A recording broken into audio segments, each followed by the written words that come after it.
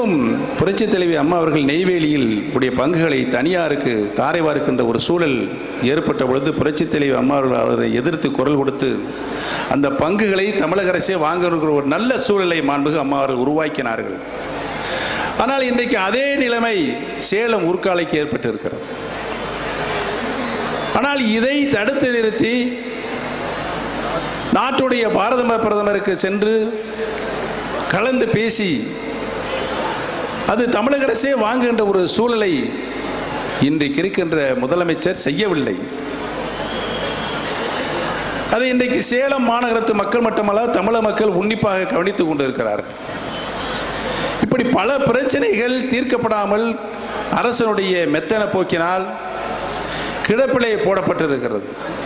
2000 ஃபைலில் கையெழுத்து போட்டுன்னு பெருமையாக சொல்கிறார் எடப்பாடி. அது நார்மல் ரொட்டீனாக நடக்கிறது.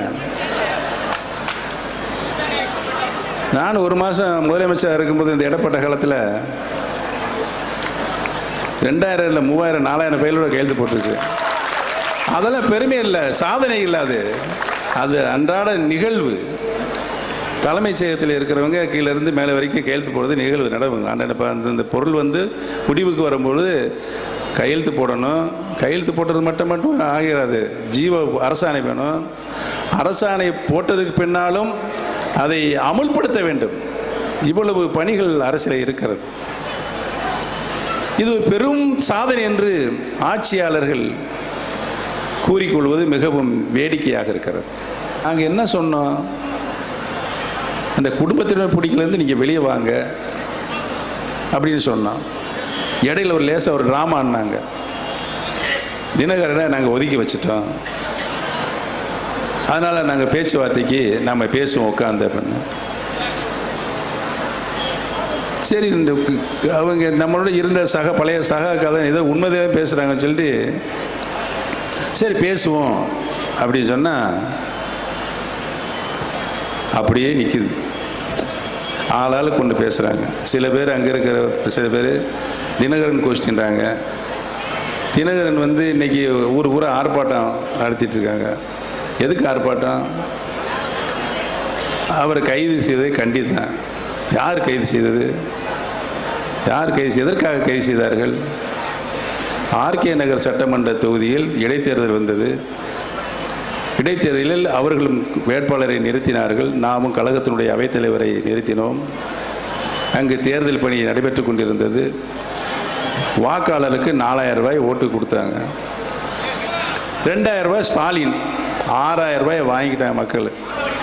6000 ரூபாய் வாக்காளருக்கு ஓட்டு கொடுத்ததுக்கு பின்னாலும் நாம் தான் அங்கே மகத்தான வெற்றி வருகின்ற ஒரு சூழல் அங்கே ஏற்பட்டது.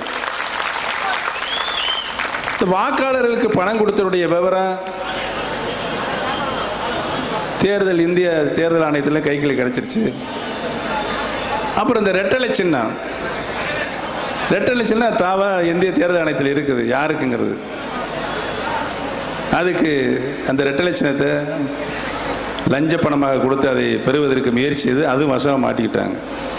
ஆக அவசரப்பட்டு தப்புக்கு மேலே தப்பு பண்ணது நீங்களா போய் அங்கே புலி கூண்டுக்குள்ளே மாட்டிக்கிட்டு ஐயான்னு அலறனா அதுக்கு யார் பொறுப்பு? நாங்களா பொறுப்பு?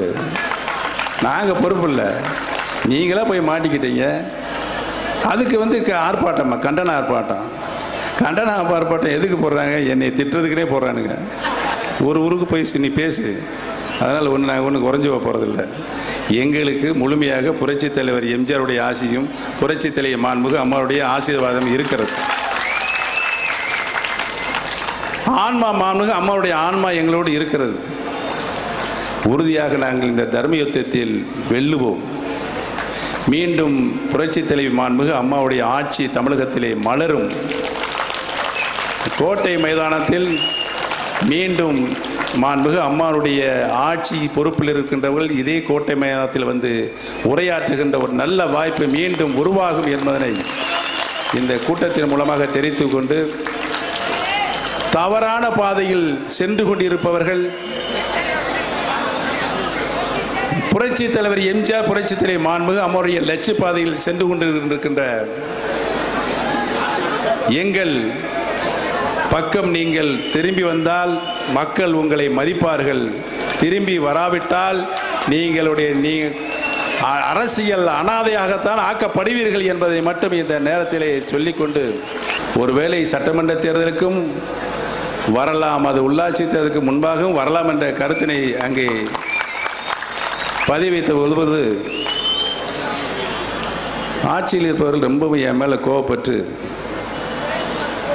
ஆளாளுக்கு வசப்பாடினாங்க. உண்மை நிலைத்தான் நான் சொன்னேன். ஆட்சி எங்களால் ஆட்சியினுடைய உரிமையை கலைக்கப்படுகின்ற சூழல் எந்த காலத்திலும் வராது. அது உங்களால் தான் நிகழும். அதைத்தான் இன்றைக்கு அமைச்சர்களாக இருப்பவர்கள் செய்து கொண்டிருக்கிறார்கள். ஆளென்றுக்கு ஒரு பேச்சு, ஆளென்றுக்கு ஒரு செயல், ஒரு கட்டுக்கோப்பு இல்லை. ஆளுகின்ற முதலமைச்சர் அமைச்சர்களை கட்டுப்படுத்தி ஒரு கட்டுப்பாட்டுக்குள் வைக்க முடியாத ஒரு நிலை இன்றைக்கு தமிழகத்திலே இருக்கிறது.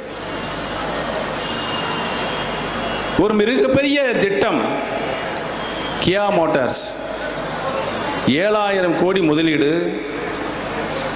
அந்த மோட்டார் தொழிற்சாலை வந்தால் 18 உப தொழிற்சாலைகள் அதை சுற்றி அமைக்கக்கூடிய ஒரு சூழ்நிலை, 25,000 பேர்களுக்கு வேலைவாய்ப்பை உருவாக்கக்கூடிய அந்த தொழிற்சாலை தமிழகத்திற்கு ஆவலோடு அவர்கள் வந்து இங்கே தொழில் தொடங்குவதற்கு முன் வந்தார்கள். ஆனால் இன்றைக்கு நிலைமை அது ஆந்திர மாநிலத்திற்கு சென்று விட்டது என்ற செய்தி வந்த பொழுது புரட்சி தலைவி மாண்புமிகு அம்மா அவர்கள் இருந்தால் அது நடக்குமா? நடக்காது. ஆனால் இன்றைக்கு நடந்திருக்கிறது. நடந்திருக்கிறது சொன்னால் அவர் ஆட்சியில் இருக்கின்றவர்களுடைய கையாளாகத்தனம், அந்த பொறுப்பை உணராமல் நேற்று ஒரு அறிக்கையை விடுகிறார்.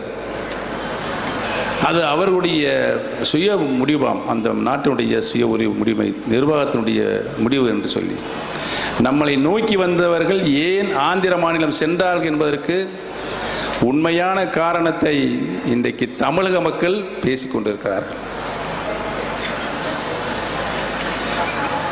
அங்கே இருக்கின்ற அமைச்சர்கள்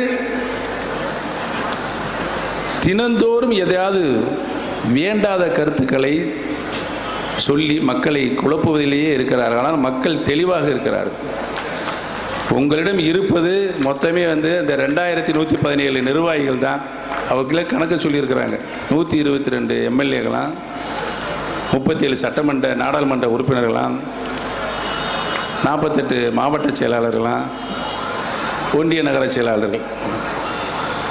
இதே நிலைதான் 1972 புரட்சி தலைவர் எம்ஜிஆர் அவர்கள் கருணாநிதியால் தூக்கி எறியப்பட்ட போது அண்ணன் வேலப்பன் அண்ணன் தான் முதல்ல ஒரு எம்எல்ஏ தான் வந்தார். 180 சட்டமன்ற உறுப்பினர் கருணாநிதி பக்கம் இருந்தாங்க. என்ன நிலைமை? 72 கட்சி ஆரம்பித்து 77 ஆட்சி அமைச்சு தொடர்ந்து 3 முறை புரட்சித் தலைவர் உயிரோடு இருக்கும் வரை கருணாநிதியால் ஆட்சிக்கே வர முடியவில்லை.